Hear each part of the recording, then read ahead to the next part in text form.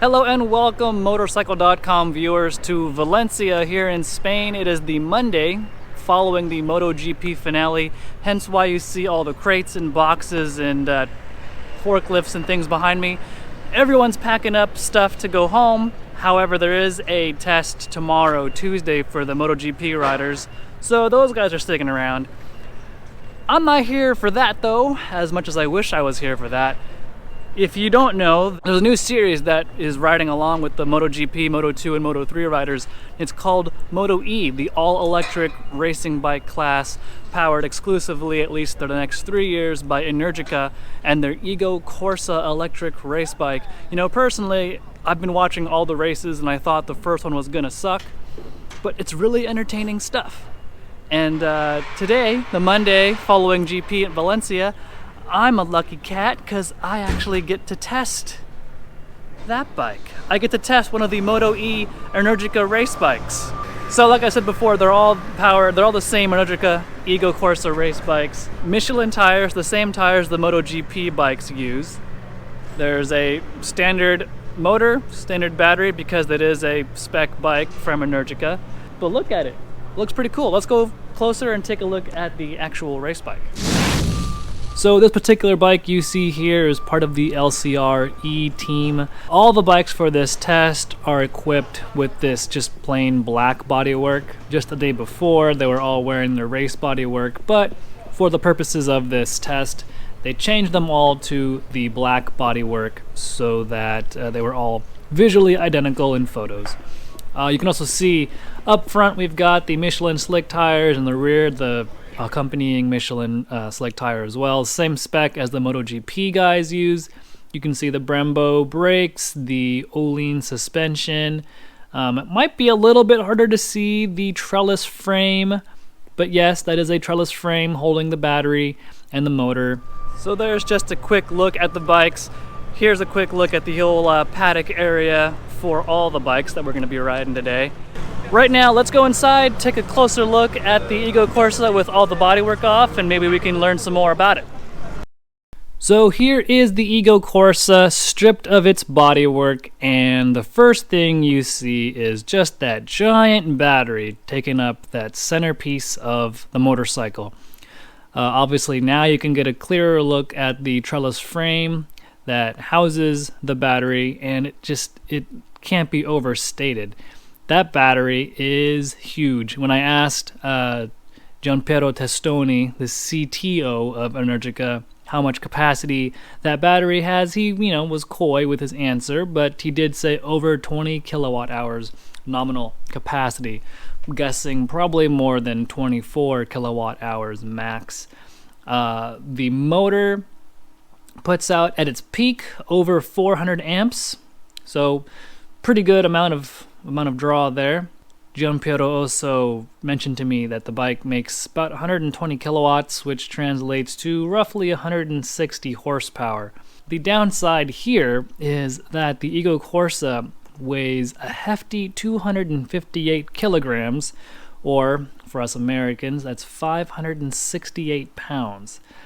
That is a heavy motorcycle. The cool thing about that big battery and that big motor is it pumps out approximately 200 newton meters of torque, which comes on strong and feels just insane once you get on the power. But let's get back to the nuts and bolts here of the Ego Corsa without bodywork. So you can see the giant battery in the center there. On the left side of the bike, rider's left of the bike, you can see a little green light on the frame that tells the corner workers in the event of a crash. It tells the corner workers if the bike is safe to touch, to handle, or if they should stay well away. Obviously, green means good and red means bad. On top of the battery, you'll see the controller. Behind the battery, you'll see the giant motor there. And pay close attention to that motor, because on a typical gas-powered bike, that's where you would generally place things like the shock. But because that takes up so much space right there, that is why the shock is placed directly on the swing arm to the frame, offset to the right. A very unconventional placement of the shock, and in my opinion, maybe one of the weak points. But, you know, racing motorcycles in general, are all about compromise, right?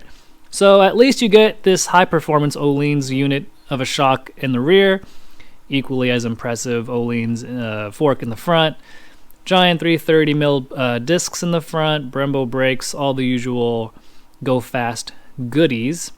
Actually, the bike you see in these naked pictures, the naked motorcycle, it's turned on. It's fully functional. If you were to twist the throttle, the rear tire would spin up. And obviously, being electric, it makes no noise. There's no emissions, so we could turn it on inside of this building and watch the rear tire spin in free motion, which is kind of cool. Other interesting tidbits about the Ego Corsa race bike. The left bar, there's a series of buttons. One of those buttons, you can actually amplify the regenerative braking that the bike would put out in case you need a little bit more stopping power, which is never a bad thing considering how heavy this bike is. It's a water-cooled motor, so heat isn't an issue. And in talking to Mr. Testoni, the CTO of Energica, he tells me that both Energica and Dorna came to the conclusion that the bike should run at full power for the duration of the race, which is partially why it has such a large battery. Now, I was lucky enough to get 5 or 6 laps on the Ego Corsa, which granted isn't a whole lot, but in that brief amount of time I was able to ride it, there were a couple things that stood out to me. Number one, the weight. There's no getting around the fact that the Ego Corsa is a heavy motorcycle. But also, too, just sitting on it, it's a tall bike. I believe I was riding the bike that Sete Germinal had ridden the day prior, and wow, I could barely tiptoe the bike just sitting on it in the pits. It was pretty tall. But then getting it off the stand and trying to move it around, it was just heavy. Heavy, heavy, heavy. That was the overall feeling I got from the bike. And then once you blast down pit lane, blast down the front straight at Valencia, that power just hits you really hard, and it's really cool. Coming down the front straightaway, you can actually, maybe you can't, but I felt like I could hear like that pinpoint tip of that nose fairing slice through the air, creating a hole, and I could kind of hear that wind buffeting in my helmet as the air was being sliced through from the bike. It was a cool sensation, and especially if you were watching on the pit wall, and especially if there were a group of bikes coming down, you could hear that group of bikes slicing through the air, and you could hear the air shifting and crackling and moving out of the way at a high rate of speed. It was really cool. But of course, once you're moving at a high rate of speed, you got to bring it all back down, and using those brakes, those big Brembo brakes, you got to use every bit of it, and probably a little bit of the rear brake too, to get that thing to stop at anything resembling respectable. And that's where the weight penalty really makes itself known. It's a hefty girl, but never did I feel any fade from the braking system. Now again, I only had about 5, 6, 7 laps on it, so maybe that's not surprising that it wouldn't fade. But they were strong, definitely strong. The other cool thing about the Ego Corsa was when you get on the throttle, the power delivery is so linear. It's almost telepathic. I mean, that's a word we say a lot when reviewing bikes, but when it comes to electric bikes, just dialing in the power feels so smooth. On the Ego Corsa, it feels really strong in the middle, but kind of soft in the beginning and soft on top. Maybe it's because of the way Sete had it set. Maybe it's, the way they were putting it so that we maybe wouldn't launch ourselves to the moon. I don't know, but despite the fact that the power felt soft in the beginning and the top of the power band, that linear feeling was really smooth and impressive. Once the bike was over on its side, it felt really confident and stable despite the fact that it was so heavy. It was just getting it down to the side of the tire took a lot of effort, and then you really had to use the throttle and some muscle to bring the bike back up and power out of a corner. But once you have it on its side, it felt really stable. The part that was weird to me was when I was getting back on acceleration, the rear of the bike started pumping in this weird way, and I'm assuming maybe it has something to do with that direct shock mounting location. There wasn't a shock linkage to kind of transfer the load under squat when accelerating.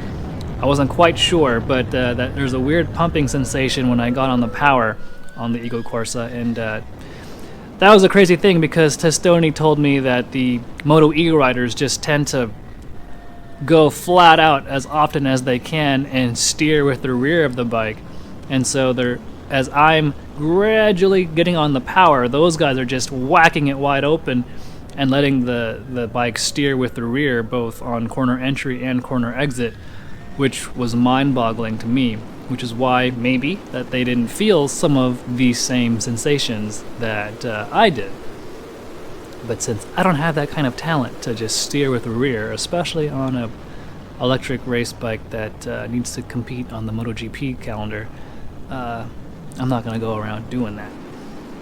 Other things I noticed, the bubble when you're in a tuck is nice and big. I can get in there and almost fall asleep. It's so comfy with very little buffeting. It was really impressive. And yeah, just with my short time on the bike, I was really impressed by what it could do. But, you know, it is heavy. The overarching feature here is it's heavy.